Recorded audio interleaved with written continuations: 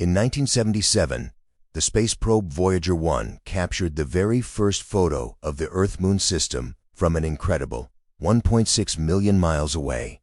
2 years later, in 1979, it passed Io, one of Jupiter's moons, and discovered that its surface was alive with volcanic activity. By 1980, it had flown past Saturn, and in 2012, Voyager 1 finally left our solar system, crossing into the dark unknown of interstellar space. Back on Earth, a team of American soldiers was caught deep in a mission through a deadly war zone. 2 enemies nearly caught them off guard, but the soldiers reacted instantly, taking both down before moving on. Explosions thundered in the distance as they pushed forward, gunning down anyone who dared to get too close. Charging up a set of stairs, they reached a balcony where snipers quickly set up to rain shots from above. Meanwhile, the rest of the squad swept the building, taking out every single man in their path. The floor became a graveyard as dozens of foes fell one after another without mercy until the place was finally clear.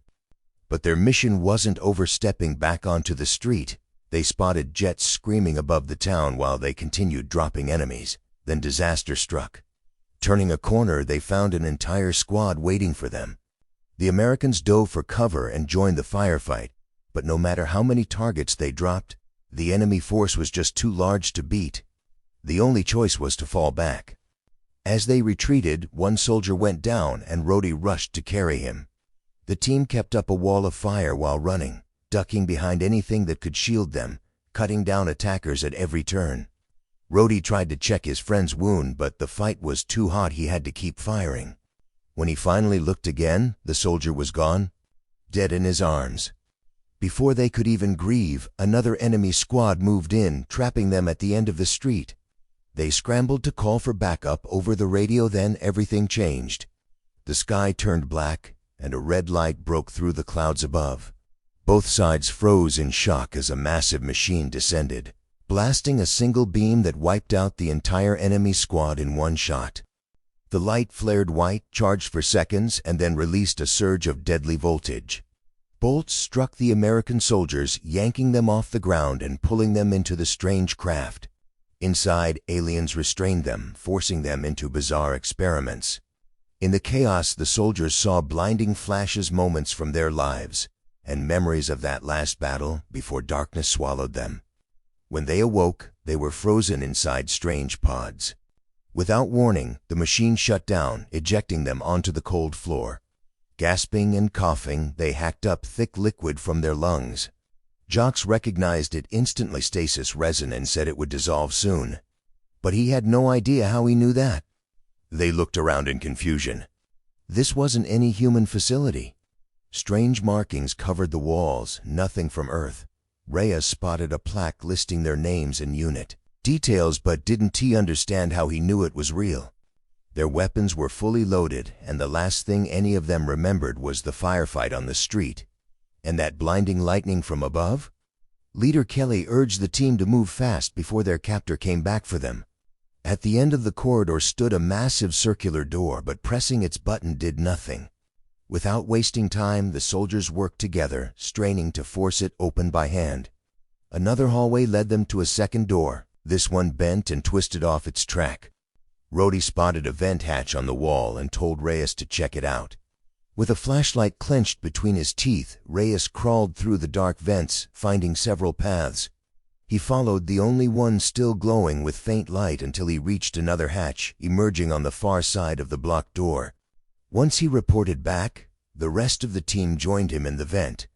From this side, they saw the door was covered in scorch marks and dents, as if someone had fought desperately to break in.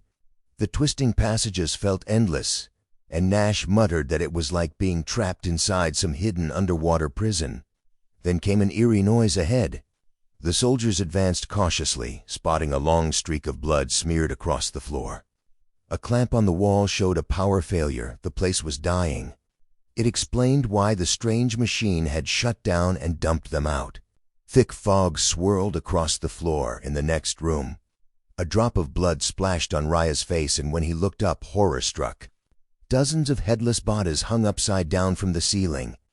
Kelly led Gibbs and Reyes into the next chamber, where another mutilated corpse dangled above a strange alien table. There, they found a woman in handcuffs, Robbie, who awoke speaking in a language none of them understood. Pulling a lever, they freed her. And that's when a monstrous alien lunged at Gibbs, slashing him with massive claws before hurling him across the room. In the other chamber, Nash stumbled upon a bizarre weapon. Hearing the chaos, the trio rushed in and opened fire, but their bullets barely scratched the alien's armor. With terrifying strength, it swatted all three aside in seconds. When Kelly tried to shoot, the beast ripped the gun from his hands and lifted him by the neck, staring into his eyes before tossing him like nothing. As it went for Jocks, Nash shoved the strange weapon into Rhodey's hands. He managed to activate it and fire, blasting the alien to the ground. Thinking it was dead, they approached. But the creature let out a furious roar. Before it could strike, Robbie stepped forward and finished it off with a precise, deadly shot. She said something in her own language, then turned to leave. Realizing Gibbs was gone, the team followed her. In the next hallway, Kelly shocked her by replying in her language. But before questions could be asked, another alien appeared. Kelly opened fire, yelling for the others to run. The alien returned fire with a laser gun, striking Robbie down in an instant. Moments later, its own squad of monsters arrived, weapons blazing. The men grabbed Robbie and ran with everything they had. Laser fire flashed all around as both sides shot while moving. In the next corridor, the soldiers dove for cover. Then Robbie spotted her chance and yanked a lever, sealing the door shut. Kelly shoved a knife into the gap and ordered Jocks to take Robbie and find a way out. The pounding on the door grew louder, shaking the walls. Knowing it wouldn't hold, Jocks and Robbie squeezed into a hole packed with cables, crawling until they reached a vent. Reyes told the others to follow but stayed behind to buy them time. When the door finally burst open, Reyes gunned down the first alien in his path, knocking it back so the door slammed again. But it didn't last. Every creature stormed through, charging at him. Reyes sprinted for the cable hole, but just as he reached the vent, claws clamped onto his leg, yanking him out. Another alien peered inside only for Rhodey to blow its head clean off. The survivors pushed through until they found an exit, forcing aside heavy metal beams to enter a room. When word came that Reyes was gone, Nash lost it, shouting about meeting aliens.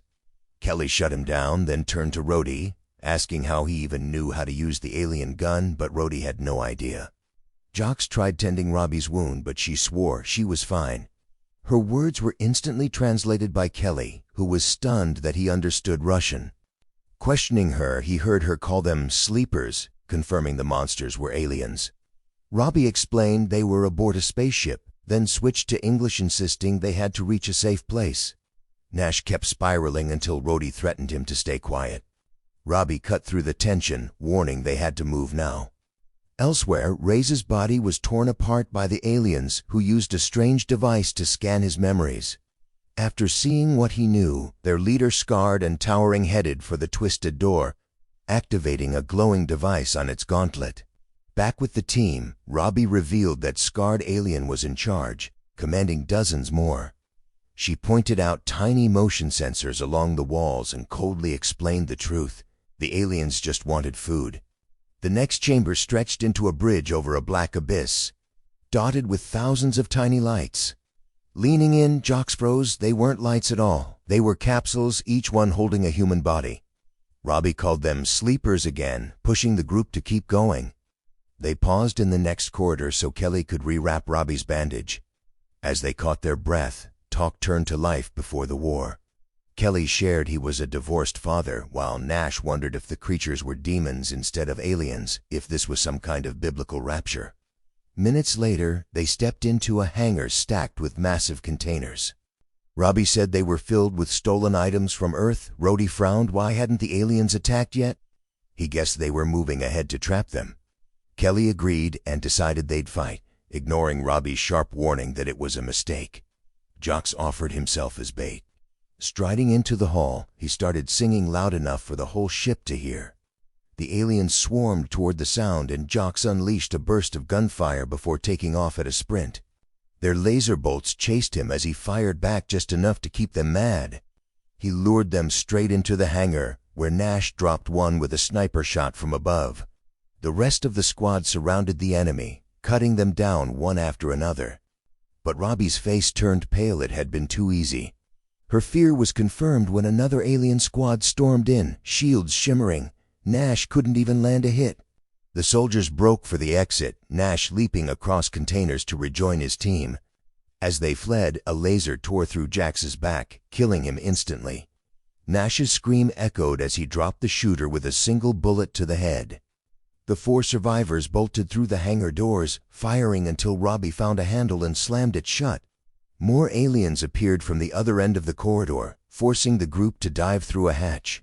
They slid down a slick tunnel and landed in a pool of skeletons and rotting flesh. The stench, so foul some doubled over, vomiting. When Nash began spiraling again, Kelly silenced him, only for a voice to call from above. Robbie's head snapped up, her eyes wide. It was her mother, Anya. Without hesitation, Anya tossed down a rope, and the 2 women embraced tightly as soon as Robbie climbed up. One by one, the soldiers followed, and Kelly's gaze locked on Anya's uniform. It was military, Russian.